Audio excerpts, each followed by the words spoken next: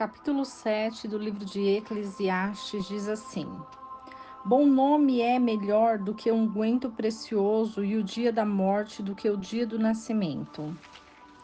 Melhor é ir à casa de luto do que à casa do banquete, porque naquela se vê o fim de todos os homens, e os que vivem aplicam isso em seu coração. Melhor é o pesar do que a risada, porque a tristeza do rosto faz melhorar o coração. O coração dos sábios está na casa do luto, mas o coração dos insensatos na casa do prazer. Melhor é ouvir a repreensão do sábio do que a canção dos tolos, porque a risada do nécio é como o crepitar dos espinhos debaixo da panela, e também isto é vaidade. Certamente a opressão faz enlouquecer o próprio sábio, e o suborno corrompe o coração. Melhor é o fim das coisas que o início, melhor é o paciente de espírito que o altivo de espírito. Não te apresses em teu espírito a te irar, porque a ira no seio dos nécios repousa. Nunca digas, por que os tempos passados foram melhores que estes? Porque esta pergunta nunca provém da sabedoria. A sabedoria é tão boa como a herança, é coisa proveitosa para os que veem o sol, porque a sabedoria é uma defesa, como o dinheiro é uma defesa, mas a excelência do conhecimento consiste nisto, que a sabedoria dá a vida ao que a possui. Considera a obra que Deus faz, porque quem é capaz de endireitar o que ele fez torto? No dia da prosperidade, desfruta do bem, mas no dia do mal, considera. Deus também fez este em oposição ao outro, para que o homem não saiba nada do que virá depois dele. Tudo isto vi nos dias da minha vaidade. Há justo que perece por sua justiça, e há ímpio que por sua maldade prolonga os seus dias. Não seja justos em demasia, nem seja sábio em excesso, porque a ti mesmo te destruirias. Não sejas demasiadamente ímpio, nem sejas insensato, porque morrerias antes do seu tempo. Bom é que retenhas isto e também daquilo não te apartes a tua mão, porque o que a Deus teme escapa bem de tudo isso. A sabedoria fortalece o sábio mais do que 10 poderosos príncipes que haja na cidade. Certamente não há homem justo sobre a terra que faça o bem e nunca peque. Tampouco apliques o teu coração a todas as palavras que se falarem, para que não ouças o teu servo que fala mal de ti. Porque o teu coração sabe que tu também já falaste mal de outros muitas vezes.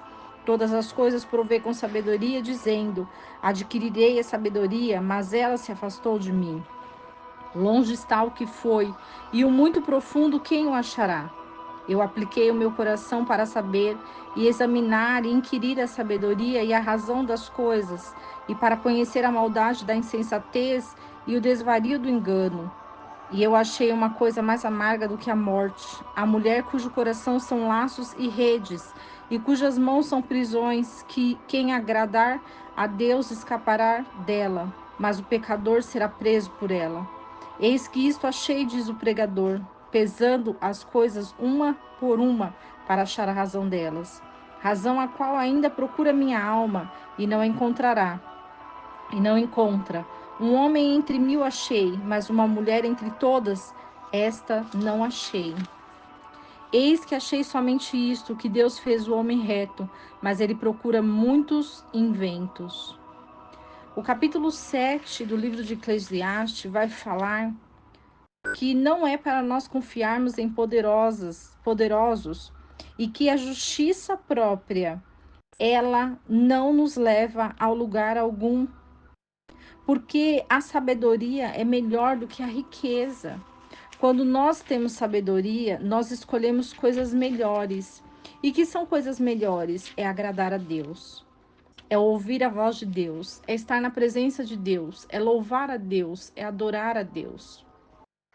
O que nós observamos nesse livro, nessa carta de Eclesiastes, capítulo 7, é que Salomão quer expressar a nós que quão bom e agradável é viver na presença do Senhor. Quando nós desviamos da presença do Senhor, assim como um rebanho de ovelhas, nós estamos saindo do pasto, estamos indo sozinhos, caminhando errantes na escuridão. E o lobo que está à procura de ovelhas perdidas, de ovelhas que estão fora do seu aprisco, ele é enganador e ele atrai essas ovelhas para matá-las.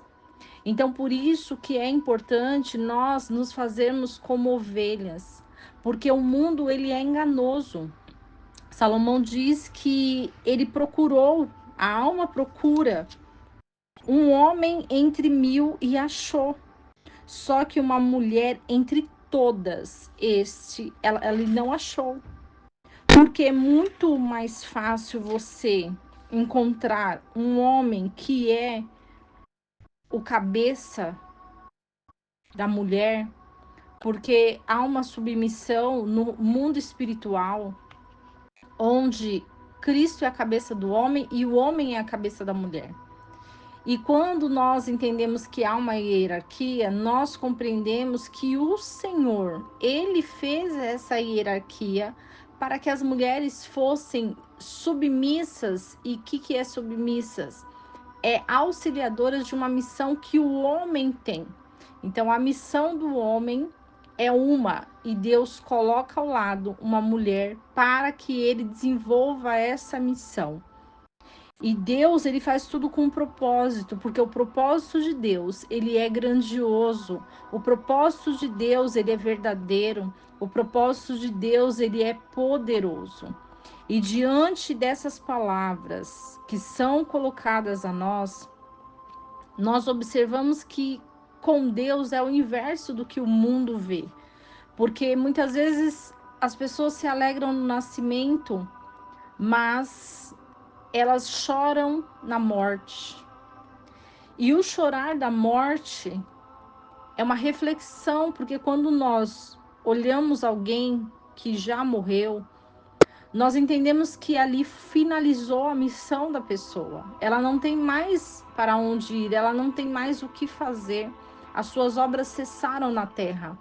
Mas nós não, ainda estamos vivos. E nós temos a missão. E a maior missão que nós temos é o despertar aos princípios do Senhor. Como nós queremos ter intimidade com Deus, conhecê-lo verdadeiramente, se nós não estudamos a sua palavra, se nós não compartilhamos a sua palavra, se nós não pregamos o evangelho, se nós não falamos da volta do Messias, se nós não relatamos os propósitos de Yeshua, que veio num tempo onde Roma estava aprisionando os judeus. Então, nós precisamos, nesse tempo de aprisionamento, onde nós olhamos para um lado, olhamos para o outro e vemos guerras, e vemos aflições, e vemos situações, e entendermos que essa palavra que Salomão diz para nós é para que nós possamos compreender os caminhos do Senhor. E os caminhos do Senhor, assim como um pai quer que o filho esteja próximo, ele quer que nós possamos estudar a sua palavra, que nós possamos ouvir a sua voz, que nós possamos seguir os seus mandamentos, seguir aquilo que ele tem para nós. Muitos de nós estivemos desgarrados, estivemos à nossa própria vontade, aos nossos próprios desejos carnais, mas nós precisamos nos limpar, nos purificar diante de Deus, diante da sua santidade, sem julgar o nosso próximo, que cada um sabe o que deve fazer e escolher. Porque quando nós ouvimos a verdade, nós temos dois caminhos: ou continuar no pecado, ou seguir a palavra de Deus, ou se desviar do pecado, se limpar e se purificar. E é isso que Deus quer de nós. Deus, ele quer ver dentro de nós qual é o caminho que nós devemos escolher. Se é o caminho das bênçãos ou se é o caminho da maldição. E maldição é estar longe de Deus. E bênçãos é estar perto. Porém, há um propósito em todas as coisas. E aqui diz que muitos ímpios prolongam a sua vida, porque conhecem os princípios de Deus, que é honrar pai e mãe. Então, que nós possamos voltar aos princípios, compreender os princípios e entender que acima de tudo e todos está o nosso Deus. Que Deus te abençoe, guarde a sua vida e que não esqueçamos do versículo que diz: conhecereis a verdade, e a verdade vos libertará.